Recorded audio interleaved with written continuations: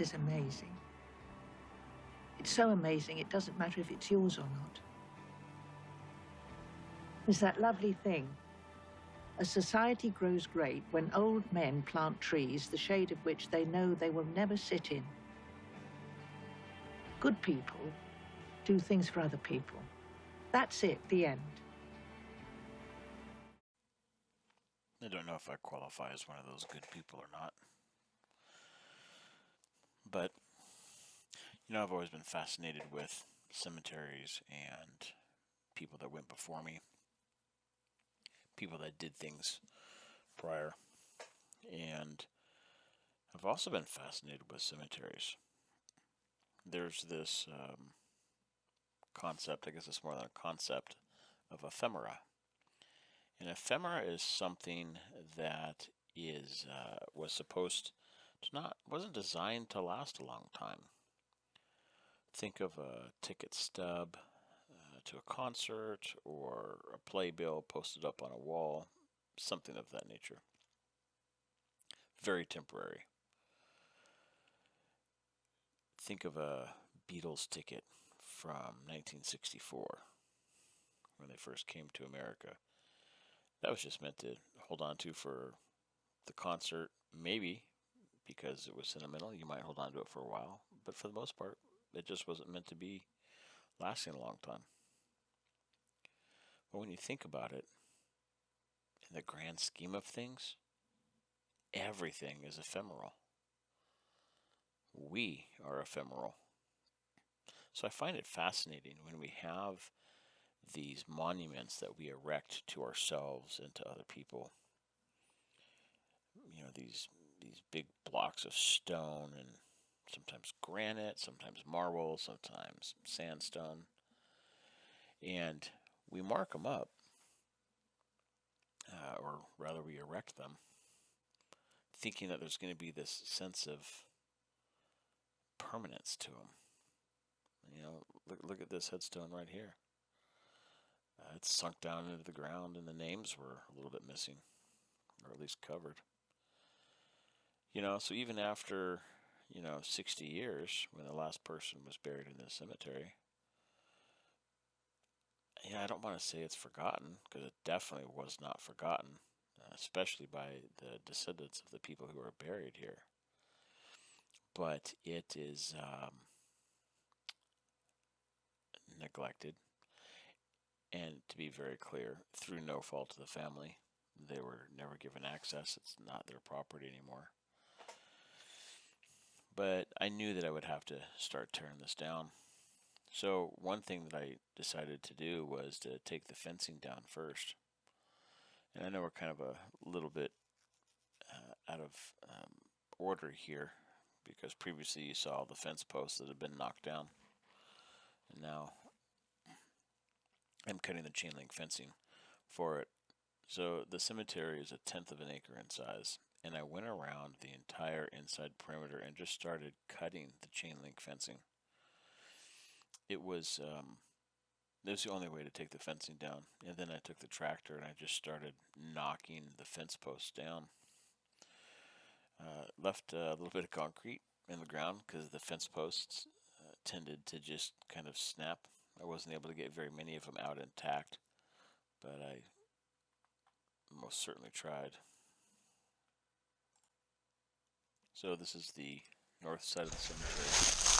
Now we're back inside. This is the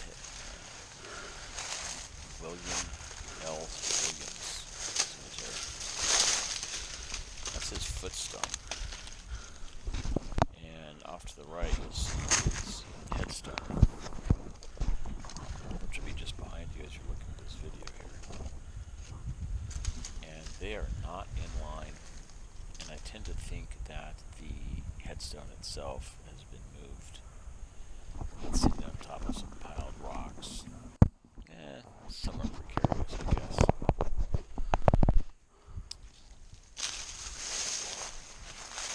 And this is one of those spots where the trees had grown up into the chain link fencing, intertwined itself inside the chain link fencing.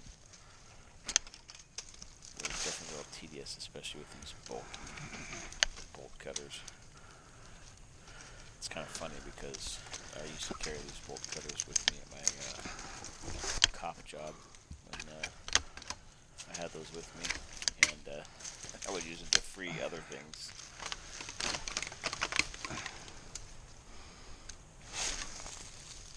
But this is how thick it was. It was thick like this all the way through. Now here's something fascinating if you look on the ground.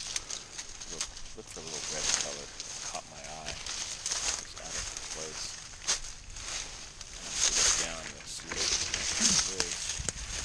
So I reached down and grabbed it, and it's fake flowers. This is a testament to how long things last. Huh. But you know what? That's pretty cool. Finding those. I made sure to set those aside, saving them, and I lost them. My wife found some more. I was pointing out a headstone.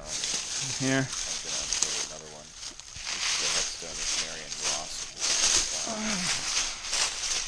First headstone. Pointed out was Marion's first wife.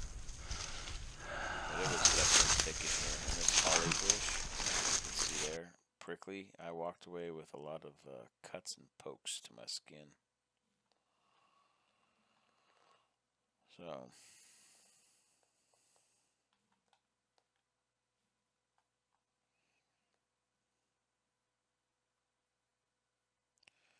sometimes I would have to use the bolt cutters to just cut branches and stuff. But it was definitely thick in here. Really wanted to show you how thick it got in here and how I would have to dig down into the dirt just to get at some of those retaining clips on the chain link fencing, because they tended to get buried a little bit.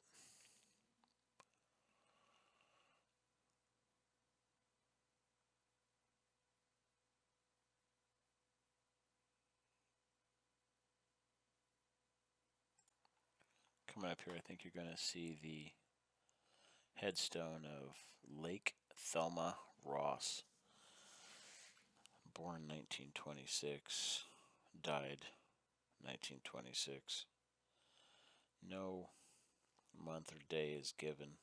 I do know there was some stillborn babies, and this might have been, I'll have to check the dates, this might have been Junie Ross's baby. Not quite sure. But definitely satisfying getting back in here and cutting away these branches, these trees, brambles, and whatnot. And I believe this is going to be the headstone of Lena Ross.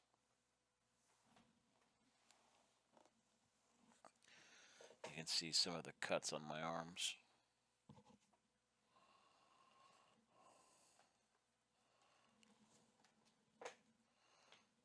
Yeah, that's Lena. Again, just, real thick back here. Only, 19 years old.